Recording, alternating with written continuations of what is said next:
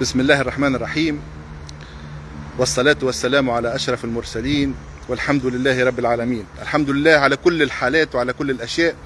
هذايا لايف حبيت نحيي فيه كل الناس اللي قاعدة تتساءل توا في الفيسبوك على الوضعية متاعي، وكل الاتصالات وكل التليفونات اللي قاعدة تجي يعني من كل حدب وصوب.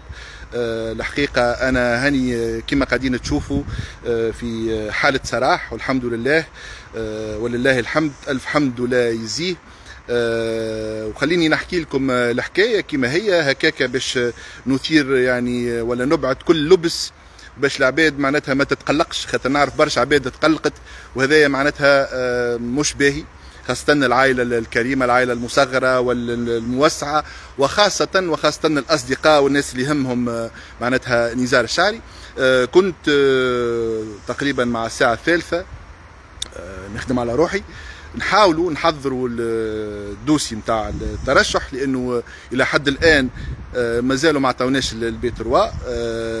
نحاول ونواصل المحاولات نتاعنا كما بعدد من المترشحين، او على الاقل المترشحين يعني اللي ناويين الترشح، لانه احنا مازلنا ما توليناش اسمنا مترشحين. على كل حال كنت بصدد العمل مع الفريق، جاني تليفون من المحكمه من المحاميه نتاعي اللي مشات باش تشوف ايضا رئيس او مدير الحمله نتاعنا، اللي الى حد الان معناتها مازلنا ما نعرفوش شنو صار في الوضعيه نتاعه. وقالت لي انه وقع تقديمي في المحكمه يعني على اني فار او في حاله فرار كما يسميوها في القانون، مع العلم انه احنا مشينا انا وياها للقطب المالي نهار الجمعه اللي فات 11 نتاع النهار، وقالوا لنا تفضلوا وراقكم، وتو يعيطوا لكم او تو يكلموكم، يعني احنا ما احناش فارين، انا في تونس وعلى ذمه عداله بلادي. وقالت لي اذا تحب معناتها تجي فهذه شجاعه منك، واذا ما تحبش حتى حد ما هو مش يتهمك بالجبن، ولكن انت الان مقدم في حاله فرار. قلت لها انا عمري ما كنت فار من العداله نتاع بلادي، وعمري ما كنت فار من يعني المحكمه، وانا على ذمه العداله، على ذمه عداله بلادي مهما كانت، عادله كانت او جائره، يعني بلادي عزيزه علي وان جارت. فخذيت معناتها كل التدابير ومشيت للمحكمه.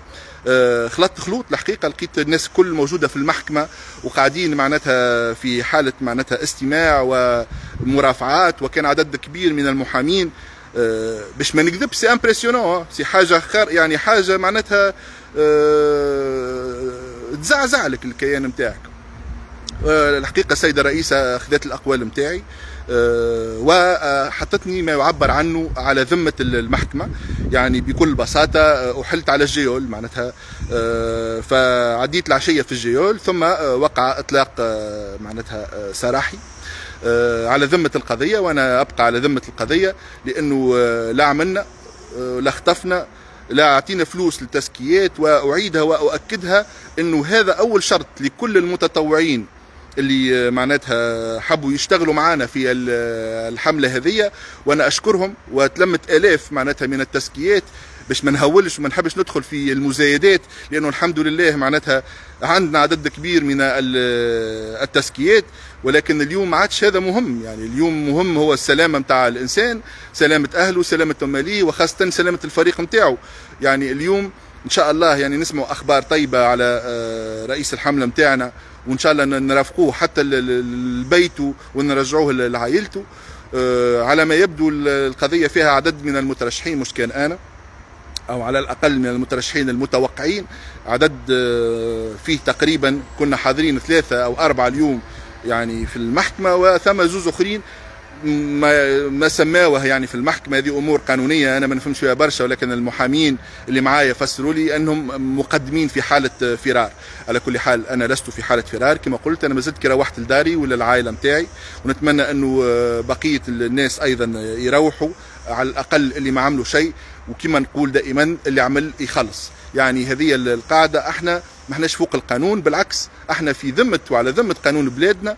واعتقد انه التوقيت نتاع القضيه هذه توقيت صعيب ياسر، وتوقيت يلزموا برشا مناقشه، ولكن لكل مقام مقال، ولكل حدث حديث.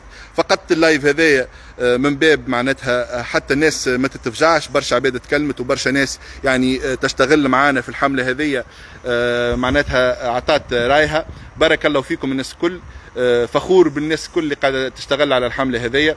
انا نتاكد انه في كل الحالات نجمنا نقدموا ملف او ما نجمناش، فهي ليست نهايه، بالعكس انها بدايه، وبدايه عظيمه جدا لنا جميعا.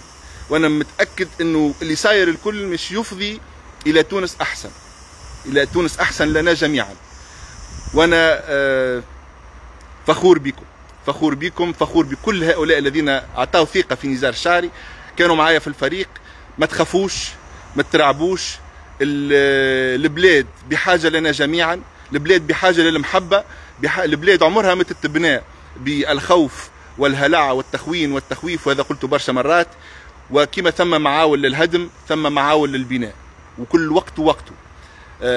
ألف شكر لكم جميعا، ألف شكر لعدالة البلاد، لأنا مؤمن أنها ستكون فيصل في هذه الرحلة الانتخابية. سي لو باركور دو كومباتون، on a été toujours des combattants. نحن لسنا جبناء، لم نكن يوما جبناء ولن نكون يوما جبناء. تحياتي للجميع، وربي يحفظكم وربي يحفظ تونس.